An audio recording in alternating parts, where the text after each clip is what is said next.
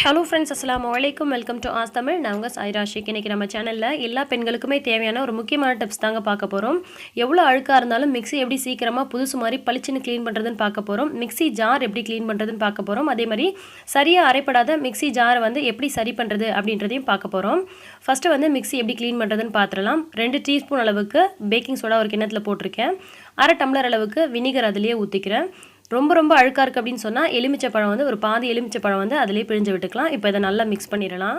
ரொம்ப நாளைக்கு mixie clean பண்ணாமல் இருந்து ரொம்ப அழுக்காக இருந்துச்சுன்னா கூட இந்த மெத்தடில் நீங்கள் க்ளீன் பண்ணும்போது ரொம்ப ஈஸியாக வந்து எல்லா அழுக்கு கரை எல்லாமே சூப்பராக எடுத்துகிட்டு வரும். இந்த மாதிரி ஒரு ஸ்பாஞ்சை வந்து அதில் தொட்டுட்டு நம்ம இந்த மாதிரி வந்து தேய்ச்சி விட்டு எடுத்துடலாம்.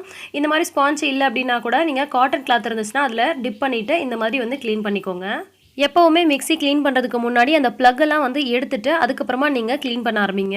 பேக்கிங் சோடா, வினிகர் இது ரெண்டுமே நல்லா வந்து அழுக்கு கரையெல்லாம் எடுத்து க்ளீன் பண்ணுறதுக்கு ரொம்பவே சூப்பராக யூஸ் ஆகிற ஒரு பொருளுங்க. இந்த மாதிரி இடுக்கெல்லாம் வந்து பழைய டூத் ப்ரஷ் வச்சுருந்தீங்கன்னா அதை வச்சு நல்லா தேய்ச்சிக்கோங்க. ரொம்ப ஈஸியாக வந்துடும். நம்ம ரொம்ப நாளைக்கு க்ளீன் பண்ணாமல் விட்டால் கூட இந்த மெத்தடில் வந்து இந்த மாதிரி ஈஸியாக க்ளீன் பண்ணலாம். இந்த மாதிரி ஒரு துணியை வச்சுட்டு இந்த இடுக்கெல்லாம் வந்து க்ளீன் பண்ணிங்கன்னா கூட நல்லா பர்ஃபெக்டாக வந்து உங்களுக்கு க்ளீன் ஆகும். எப்போதுமே மிக்ஸி க்ளீன் பண்ணும்போது இந்த கூட இருக்கிற அந்த ப்ளக் ஒயர் இருக்கு இல்லையா, அதையுமே சேர்த்து க்ளீன் பண்ணுங்கள். அப்போ தான் வந்து மிக்ஸியோடு சேர்ந்து இந்த ஒயருமே நல்லா புதுசு மாதிரி பளிச்சுன்னு இருக்கும். இப்போ ஒரு ட்ரையான காட்டன் கிளாத் எடுத்து இது ஃபுல்லாகவே நம்ம தொடச்சி எடுத்துடலாம். எப்படி நல்லா புதுசு மாதிரி பளிச்சுன்னு இருக்குது பாருங்கள். ஃபஸ்ட்டு எவ்வளோ அழுக்காக இருந்துச்சு, இப்போ எந்த அளவுக்கு நல்லா க்ளீனாக பர்ஃபெக்டாக இருக்குது பாருங்கள்.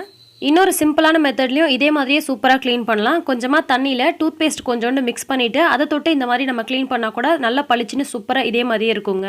எப்படி க்ளீன் பண்ணாலும் மிக்ஸிக்கு உள்ளே இருக்கக்கூடிய மோட்டாரில் தண்ணி படாத மாதிரி பார்த்துக்கோங்க. அப்போ தான் உங்களுக்கு மிக்ஸி ரொம்ப நாளைக்கு உழைக்கும்.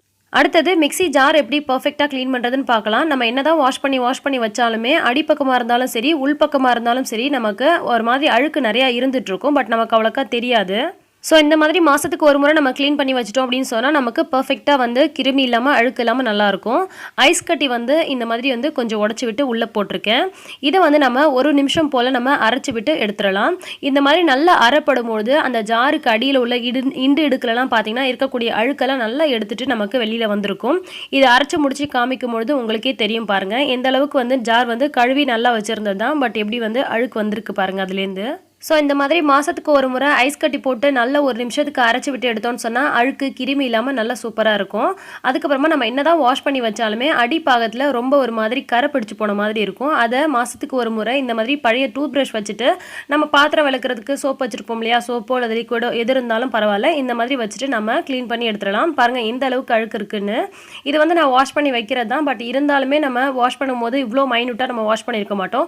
ஸோ மாதத்துக்கு ஒரு முறை இந்த மாதிரி க்ளீன் பண்ணி வச்சிட்டிங்க அப்படின்னு சொன்னால் மிக்ஸி ஜாரை வந்து சூப்பராக மெயின்டைன் பண்ண முடியும். இப்போ இதை நான் வாஷ் பண்ணிவிட்டு காமிக்கிறேன் பாருங்கள். முன்னே இருக்கிறதுக்கும் இப்போ இருக்கிறதுக்கும் நல்லாவே உங்களுக்கு டிஃப்ரென்ஸ் தெரியும். உள் சைடெல்லாம் கூட வந்து நமக்கு அந்த அடியிலலாம் கொஞ்சம் அழுக்காக இருந்த மாதிரி இருந்துச்சு. இப்போ நல்லா இருக்குது. அடி சைடும் பாருங்கள் எவ்வளோ நல்லா க்ளீனாக இருக்குதுன்னு. இந்த மாதிரி வந்து மாதத்துக்கு ஒரு முறை க்ளீன் பண்ணி வச்சோம் அப்படின்னு சொன்னால் ஜாருமே நல்லா புதுசு மாதிரி சூப்பராக மெயின்டைன் பண்ண முடியும். அடுத்தது நம்ம எந்த ஜார் அதிகமாக யூஸ் பண்ணுறோமோ அதில் வந்து பார்த்திங்கன்னா இந்த ஷார்ப்னஸ் போன மாதிரி இருக்கும், சரியாக அரைப்படாத மாதிரி இருக்கும். ஸோ அந்த மாதிரி சமயத்தில் நம்ம என்ன செய்யலாம்னா, கடையில் வந்து உங்களுக்கு இந்துப்புன்னு சொல்லி கிடைக்கும், நாட்டு மருந்து கடையில் கூட கிடைக்கும். அதை வந்து இந்த மாதிரி சின்ன பீசஸாக வந்து உடச்சிக்கோங்க. ரொம்ப பெரிய பீசஸாக போட்டிங்கன்னா உங்களுக்கு சரியாக வந்து ஒர்க் ஆகாது. இந்துப்பை குட்டி பீஸாக நம்ம ஜாரில் உடச்சி போட்டு அதை ஒரு நிமிஷத்துக்கு அரைச்சோன்னு சொன்னால் மிக்ஸி ஜாரோட பிளேடு பார்த்திங்கன்னா அவ்வளோ சூப்பராக நல்லா வந்து ஷார்ப் ஆகிடும். இதே மாதிரியே நீங்கள் கல்லுப்பில் கூட செய்யலாங்க. எல்லார் வீட்லேயும் இந்துப்பு இருக்காது. ஸோ வந்து நம்ம கல்லுப்பு நார்மலாக சமைக்கிறதுக்கு யூஸ் பண்ணுறோம் இல்லையா, அதை வந்து ஒரு கப் அளவுக்கு எடுத்துகிட்டு ஜாரில் போட்டு இதை 1 நிமிஷத்துலேருந்து 2 நிமிஷம் வரைக்கும் நல்லா வந்து அரைச்சி விட்டு எடுத்தோம் அப்படின்னு சொன்னால் நமக்கு நல்லா வந்து பிளேடு நல்லா ஷார்ப் ஆகிடும். இதை நம்ம எப்போல்லாம் அரைப்பட மாட்டேங்குது அப்படின்னு ஃபீல் பண்ணுறோமோ அந்த சமயத்தில் நம்ம செஞ்சுக்கலாம்.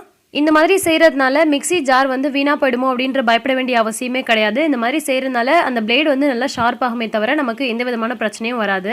பாருங்கள் இப்போ வந்து இந்த மாதிரி பொடி மாதிரி ஆயிடுச்சு பாருங்கள். இந்த மாதிரி அரைச்ச உப்பை நம்ம வந்து வேஸ்ட் பண்ணிட தேவையில்ல. தூளுப்பு நம்ம யூஸ் பண்ணுறோம் இல்லையா, அதுக்கு பதிலாக இந்த மாதிரி நம்ம கல்லுப்பை பொடி பண்ணி யூஸ் பண்ணுறது ரொம்ப நல்லது. நம்ம கடைகளில் வந்து சால்ட் வாங்காத விட இந்த மாதிரி கல்லுப்பை வாங்கி பொடி பண்ணி யூஸ் பண்ணுறதாங்க உடம்புக்கு நல்லது. சால்ட் வந்து அந்த பொடி உப்பு கடையில் வாங்குற பொடி உப்பு அவ்வளோ நல்லதில்லைன்னு சொல்கிறாங்க.